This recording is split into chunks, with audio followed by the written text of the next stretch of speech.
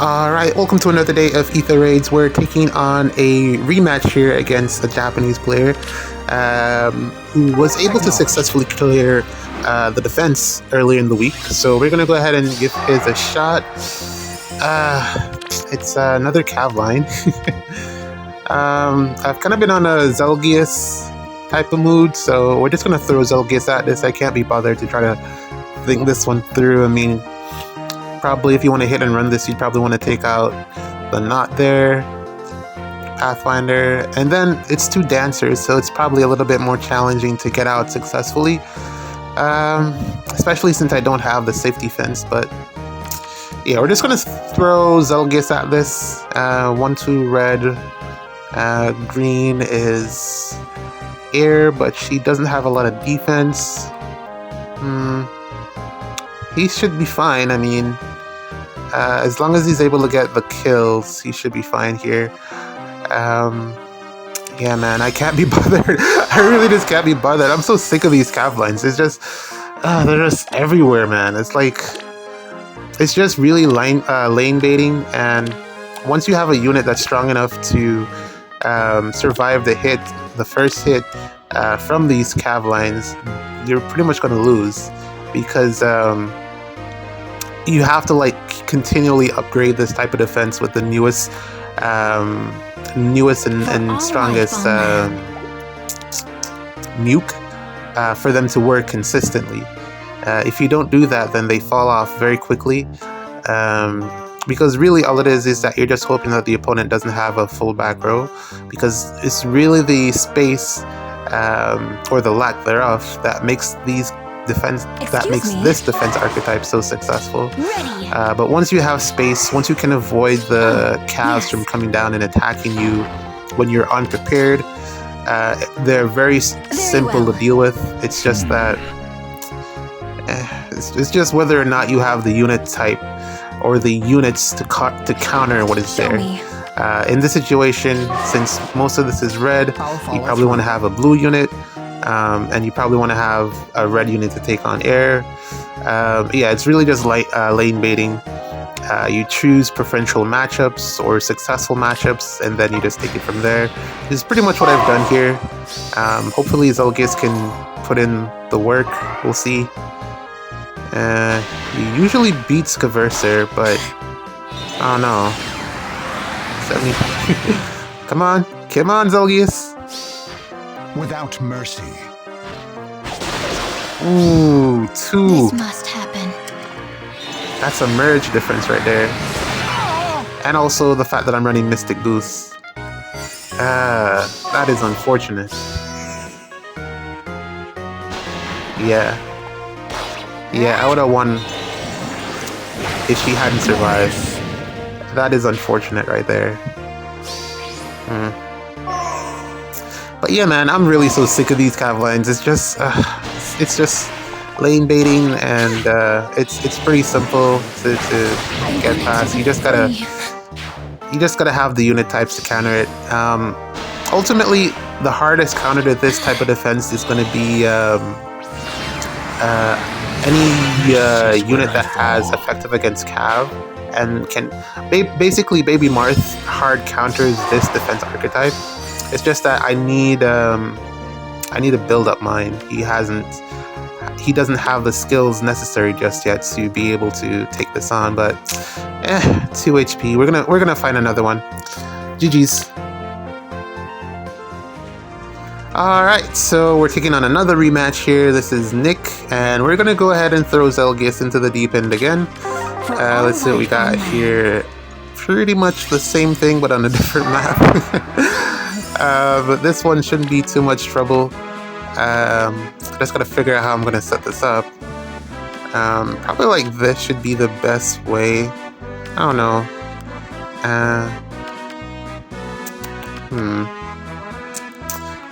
I also don't want to just send Zelgius all the way up there, because pots. I also want to get the pots. And that's the thing as well. The map selection, I love the fact that the map selection is so important in Ether Raids. This map is not nearly as threatening as the previous one that we just played on. I don't remember the name of it, but yeah, because because this one is so wide open, it's easier to maneuver around structures and get in and play it safe. Whereas the other one has that unbreakable wall and the fortress that you can place there to kind of close off a section of the map that you don't want to get approached. But ultimately, it's pretty much the same thing. It's just lane baiting. You pick a lane, you put your units there, and usually you win. Once you have a unit that counters the Cavs, you pretty much win. I really do have to...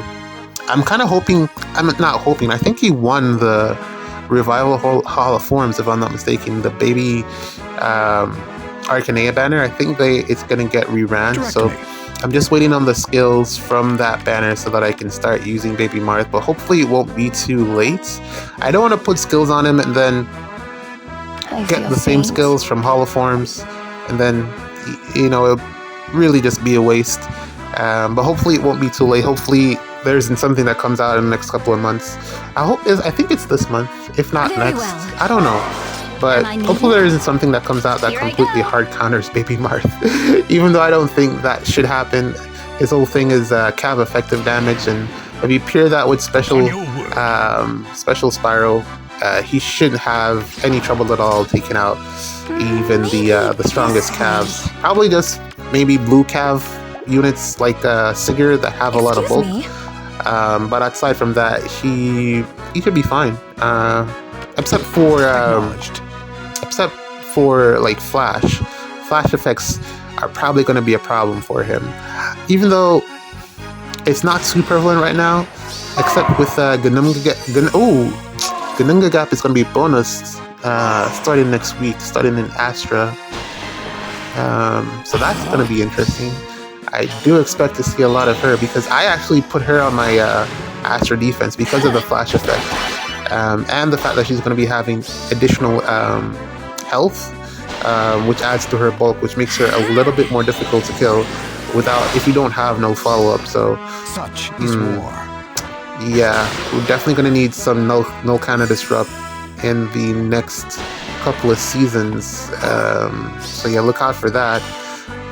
But yeah, aside from that, yeah, man, Baby Marth kind of hard counters this. I'm kind of even thinking of like just getting the inheritable axe effective, not Cav effective sword. I don't remember who has it. I think it's Gray. And just giving that to like one of my god swords and just having them go have fun. Because I'm just so tired of seeing all these goblins. It's always the same and it's always on the same map. It's always the same and it's always on the same map.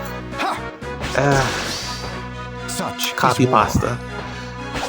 But I mean, if it works, it works. You can't be mad at people. Or you shouldn't be. You can, you just shouldn't be. They're just doing what they want or what they can to win, and I don't blame them. But yeah, we're almost done here. I don't think I have anything else. I'm gonna play like one more because I did miss a day. I'm trying to get through this quickly because I actually have some stuff to do. So let's see if I can wrap this up pretty quickly. Henriette should stay at the back, which is good, and then I just gotta figure out how to get the pots from there. But yeah, this guy, what did this guy do? I don't remember how this guy won against my defense. I think he was... There were two people that broke a structure that wasn't supposed to be broken.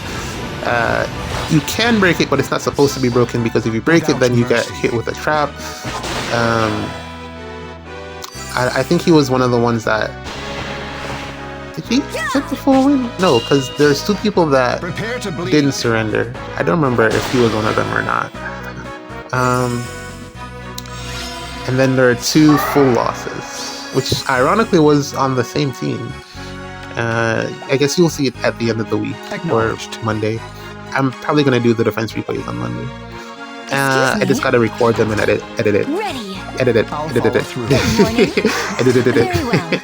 But yeah, that'll be out on Monday. And then just gonna get the pots right here. Yes. Yeah, hopefully the rest of the week closes out successfully. I'm a little bit disappointed with one of the units that I have put on the defense team, but I mean, there's still time, or at least one of the defenses that I built. But there's still time left in the week, so maybe it pops off. Who knows? But it's been the only one taking losses. And I really was expecting to see a lot more Seliph, but I don't know. Guess it's just not that type of week. I will triumph. But yeah, man, we're done here. Let's try to jump into one more. GG's. Alright, so we're gonna play Crosshairs here, and he also won against my defense. Into my embrace. This is actually, so this is the... I don't remember. I literally just clicked on it. I really don't remember, but there are 2 full losses. I think this might have been one of them. And here we go again. We got another Cav line on the same map. The only concern here is I'm a little bit concerned about Zelgius versus that Micaiah, because she has the ability or the potential to hit twice before he can counterattack, and that armor effective damage does not sound like fun. So yeah, I just gotta figure out how to set this up, and then I'll get going. I actually was planning to... I was planning to break that structure on the left there and then send Zelgius up, but I just realized that I can't do both of those in one turn. So we're gonna have to just send Fjorm up there then, because I don't have an alternative plan. This might have been the wrong team to bring here. I was considering using the hit and run team since there's only one dancer, and yeah, we can pretty much take care of most of these units with a player phase hit and run strategy, but I just couldn't be bothered. I really just wanted to use Zelgius again here, but I think I may have messed up because I didn't want Zelgius taking on Micaiah, and if he baits from over the right hand side, he'll definitely have to fight Micaiah from there. I wanted to avoid that, although I think he probably will win, but I'm not looking to test that right now. Probably just gonna have to send Fjorm up there and have Fjorm take on everyone. I think he should be fine, if I'm not mistaken. Yeah, so I'm gonna set it up like this. Narthuz is gonna break the chair, and then Fjorm is gonna step out and try to figure stuff out for me. I don't know, hopefully it works out.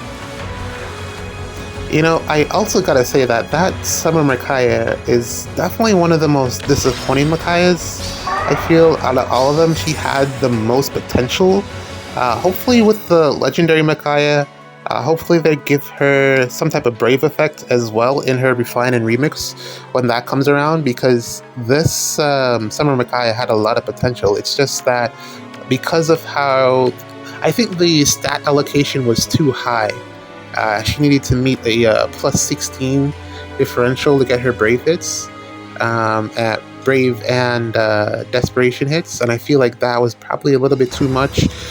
Maybe they make it a little bit lenient with legendary Micaiah if they do go that route. I think that will definitely make legendary Micaiah a lot more usable, because right now she's just like dust, like completely and utterly useless.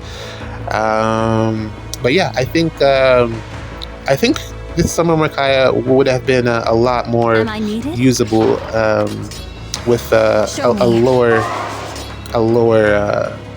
total requirement. I think you could say, because the brave effect is very strong with armor and cav effectiveness, but it was just too high. She never really stood a chance. I think the only thing that she really countered was like Fjorm, Ascended Fjorm, but outside of that, Acknowledged. Really didn't do very much. But yeah, hopefully I don't get outsped. Wait a minute, you're not supposed to. It's the low, right? The low. Forgot. My bad. Yeah. Oh well. Alright, so this is not a good matchup for Fjorm then. The tier 4 lull really just doesn't work in my favor. I completely forgot about that.